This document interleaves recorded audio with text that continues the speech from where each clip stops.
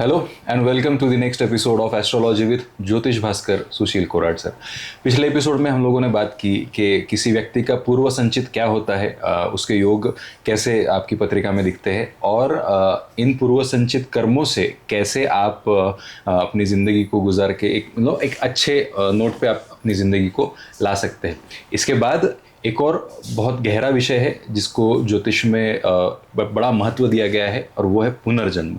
बहुत बार हम लोग ऐसा देखते हैं, आपने यूट्यूब पे भी बहुत सारे वीडियोस देखे होंगे कि जहाँ पे कोई बच्चा है, 3 साल का बच्चा है, लेकिन इतना फ्लुएंटली पियानो बजा रहा है, टाइपिंग कर रहा है या कोई खेल खेल रहा है, बट उस उम्र के बाकी बच्चों को वो पॉसिबल भी नहीं होता जो ये बच्चा कर रहा होता है। सो ये इन सारी चीज़ों को पुनर्जन्म के साथ में कई बार जोड़ा जाता है। तो आज इसी विषय पर हम लोग चर्चा करने वाले हैं ज्योतिष भास्कर सुशील कोराट सर के साथ में। सर नमस्ते। नमस्कार। और जैसे मैंने बताया कि बहुत जगह पे ये भी देखा गया ना, जैसे आपने पिछले एपिसोड में भी बताया था कि छोटा सा बच्चा है और 10 साल का बच्चा है, उसको बहुत सारी भाषाएं आती हैं जो उसकी उम्र के बहुत सारे बच्चों को नहीं भी आ सकता। तो ये सारी पुनर्जन्म की बातें कही जाती है। तो पुनर्जन्म का पता या पुनर्जन्म होना किसी व्यक्ति का उसकी कुंडली से कैसे पता चलता है? देखिए, पुनर्जन्म ये एक प्रकार का ऐसा कंसेप्ट है कि जैसा मैं हमेशा कहता हूँ कि इस सृष्टि में कुछ भी ख़त्म नहीं होता है।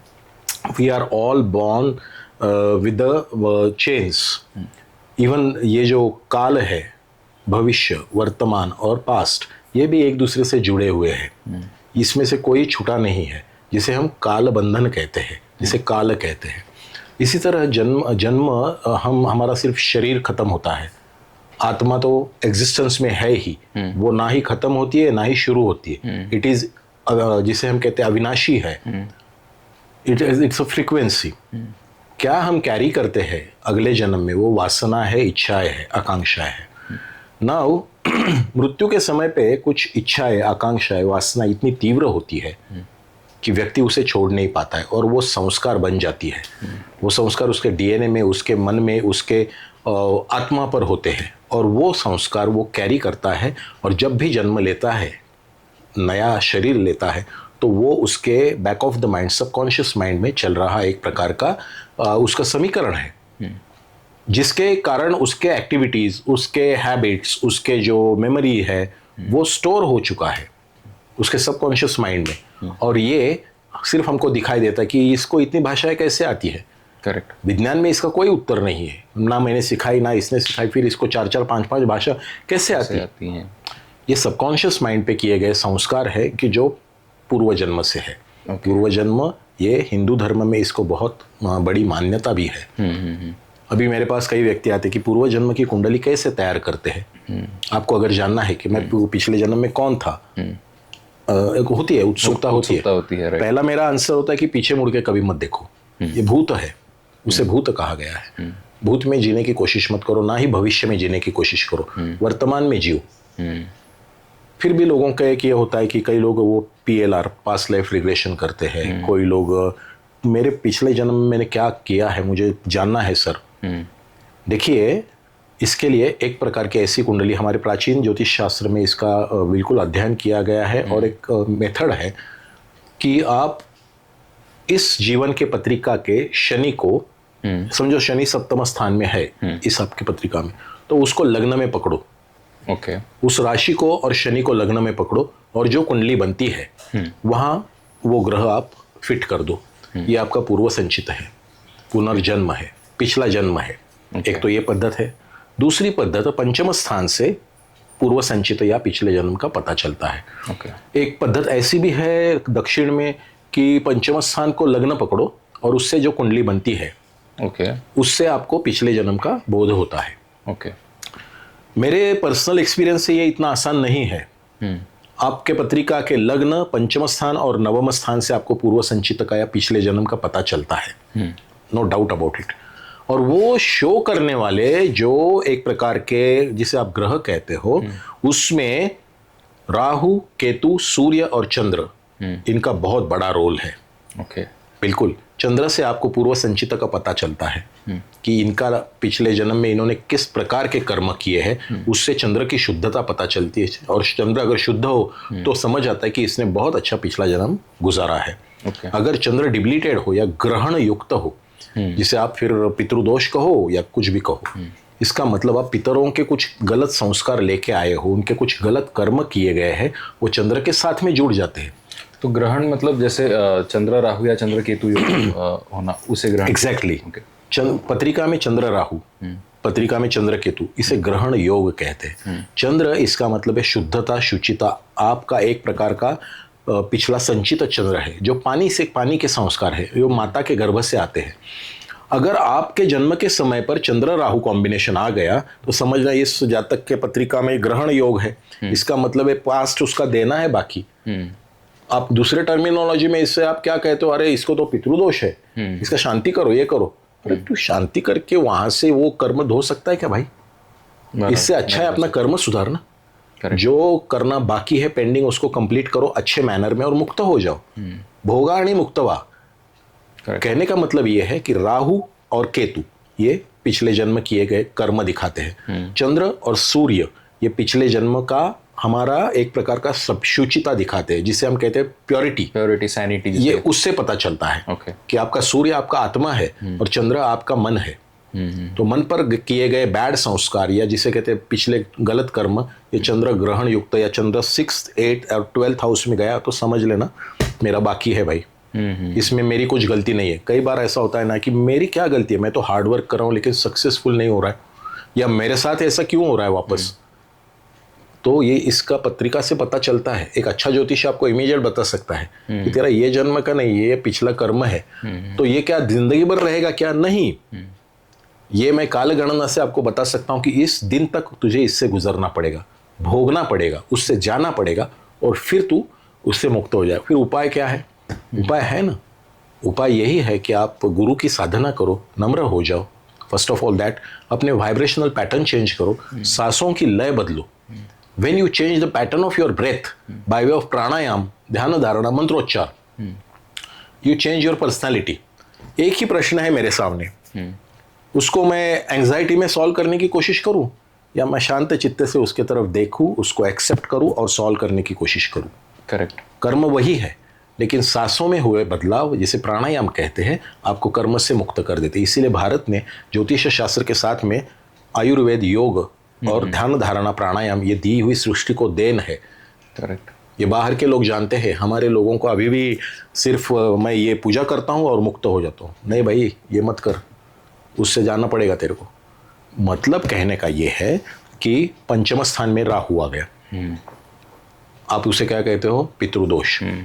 नवम स्थान में राहु या केतु आ गया, क्या हो? पितृदोष। लग्न स्थान में राहु आ गया, पितृदोष। चतुर्थ स्थान में राहु आ गया, पितृदोष। तो क्या ये पितृदोष बहुत बुरा होता है? अरे भाई, ये बुरा नहीं, ये सिर्फ आपको दिखा रहा है वो राहु कि I am showing you how you have to repay, where you have to repay. पंचम स्थान में समझो आया तो संतति सौख्य में बाधा, शिक्षण में बाधा, प्रेम प्रणय में बाधा, उच्च शिक्षण में बाधा, महिलाओं को गर्भाधारणा में बाधा। सप्तम स्थान में आ गया तो समझो विवाह नहीं होता है या ब्रेकअप वगैरह क्या कहते हैं उसको, वो होता है। आप सक्सेसफुल मैरिड लाइफ नहीं जी सकते हो। तो आपको लगता है कि भाई ये राहु कर रहा है, ये राहु नहीं, राहु ये दिखा रहा है कि आपने ये किया हुआ है, अभी फिर उसको कंप्लीट करो। तो ये है, ये बिल्कुल है, लेकिन इसका मतलब ये नहीं है कि मैं इसको डर के मेरा जीवन नहीं। इसके लिए अपने आप में बदलाव लाओ। You can change your self and you change your destiny.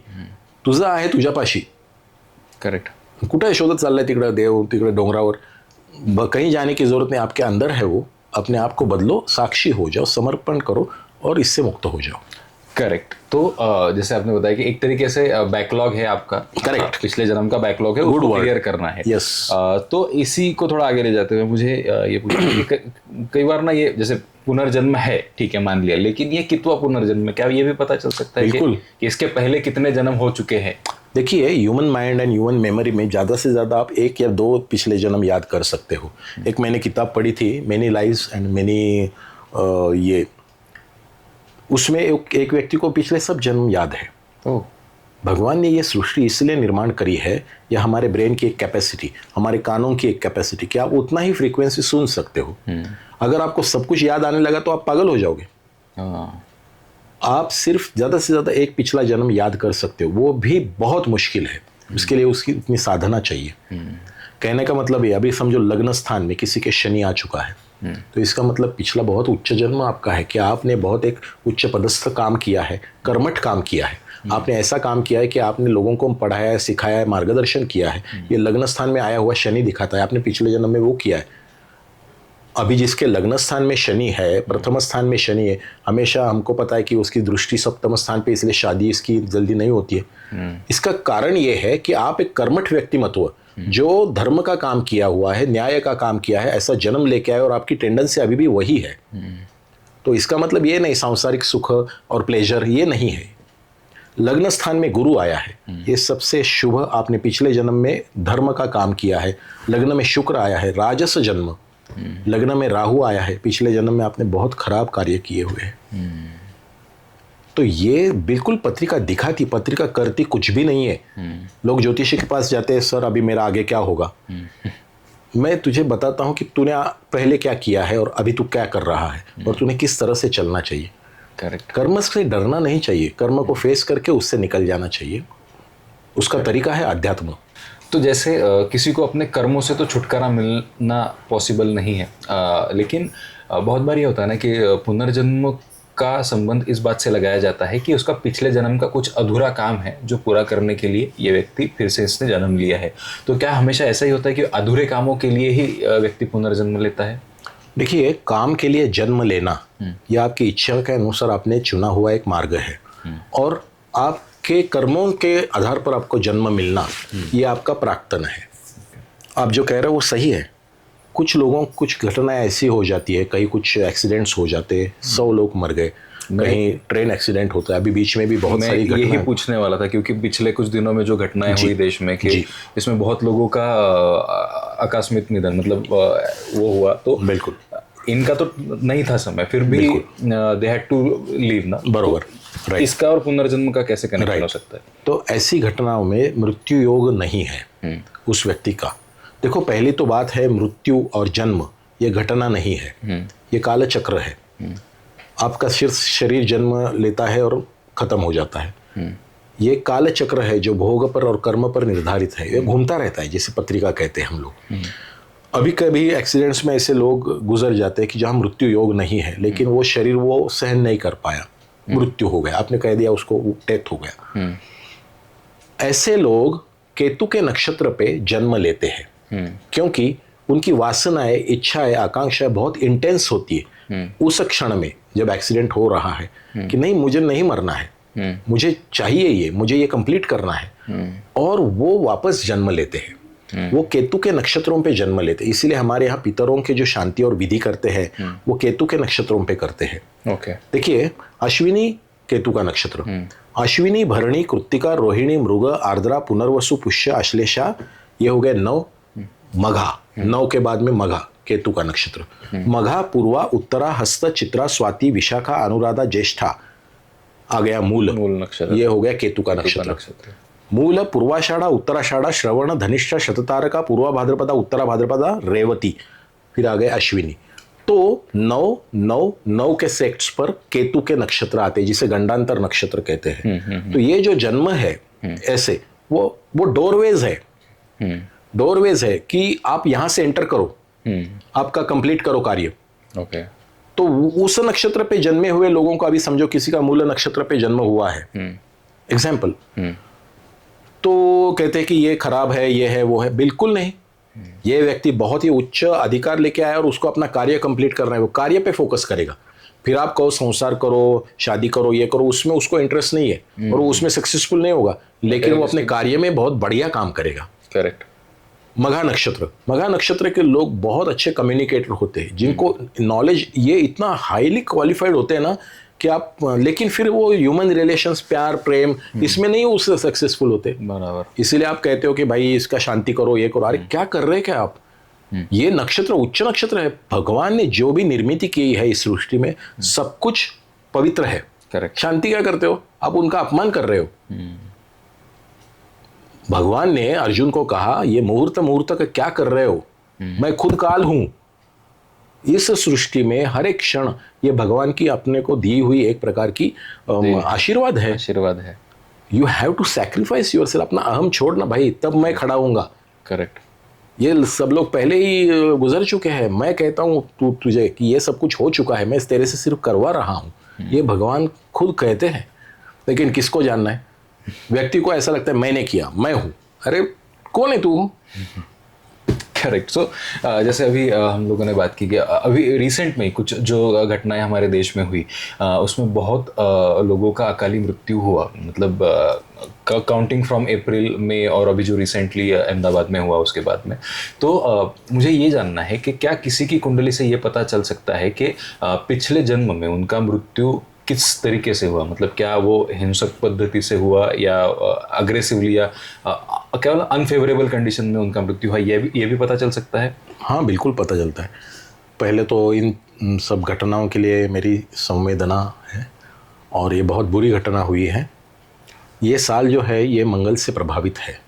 मैंने मेरे दिसंबर के पॉडकास्ट में भी कहा था कि मंगल से प्रभावित ये साल है, और जो पत्रिकाओं में कुछ खराब योग है उनको इस साल एक्सीडेंट्स या वॉर लाइक सिचुएशंस या अग्निप्रपात का सामना करना पड़ेगा।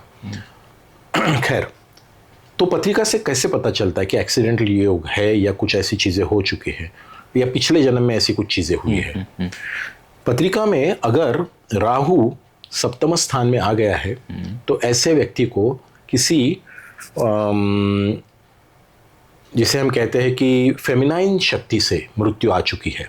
ओके। हाँ, अगर पत्रिका में राहु अगर अष्टम स्थान में आया है तो विषबाधा से मृत्यु है। पत्रिका में छठे स्थान में राहु आया है तो आपको लॉन्ग डिसीजेस से मृत्यु है, गुप्त शत्रुओं से मृत्यु है पिछले जन्म में। जी। ओके। पत्रिका में अगर दशम स्थान में राहु आया है तो आपको किसी आपके विरोधी ने आपका जिसे हम कहते हैं कि हत्या की है। पत्रिका में लग्न स्थान में राहु आया है तो ये एक्सीडेंटल डेथ है। ओके।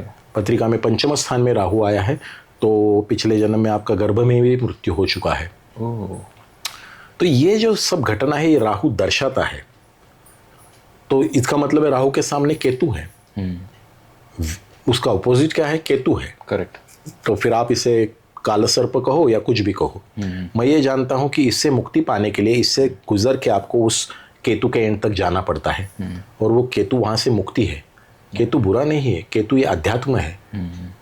तो संत संगति है। केतु जिस जगह पे होता है उस स्थान की आप पूजा उपासना या उस देवता की उपासना करो तो आपको मुक्ति मिलती है इस कर्म बंधन से। ओके।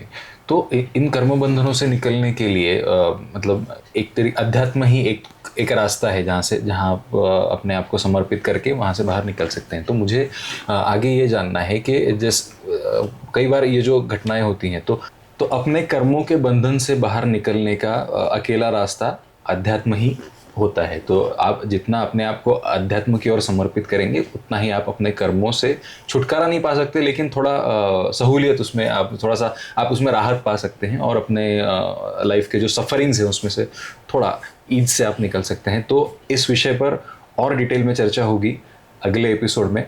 तब तक के लिए सब्सक्राइब कीजिए ज्योतिष भास्कर सुशील कोराट सर के यूट्यूब चैनल को, और अगर आपको अलग अलग विषयों के और भी वीडियोस देखने हैं तो वो आप इस चैनल पे ज़रूर देख सकते हैं। Thank you so much.